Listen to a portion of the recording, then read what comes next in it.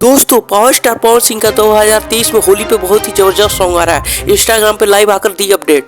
तो क्या कुछ बताते हैं आपको इसी वीडियो में। उससे पहले अभी हमारे चैनल पे पहली बार आए हैं तो वीडियो को दिल से लाइक कर दें और चैनल को सब्सक्राइब कर देना यार ऐसे इंटरेस्टिंग अपडेट के लिए। दोस्तों आपको बता दें कि पावर स्टार पवन सिंह का 2023 में होली पर सॉन्ग 1-2 दिन में ही आने वाला है। उस गाने का सिर्फ अभी पोस्टर रिलीज हुआ है जो कि आप अभी फोन स्क्रीन पे देख सकते हो। ये गाने का सिर्फ पोस्टर है और अभी मेन गाना 2 या 3 दिन में हो सकता है आपके सामने यूट्यूब पे आ जाएगा। दोस्तों आपको बता दें कि पवन सिंह का जितना भी गाना आ रहा है बहुत ही सुपर हिट जा रहा है और अभी खेसारी लाल का कोई भी होली का कोई भी सॉन्ग वैसे रिलीज नहीं हुआ है। हमें उम्मीद रहेगा कि खेसारी लाल का भी 1-2 दिन में नया सॉन्ग आएगा। और पवन सिंह ने ये अपडेट देते हुए कहा है कि हमारा प्यार और सपोर्ट बनाए रखिए और हमारे गाने को खूब से खूब सपोर्ट कीजिए।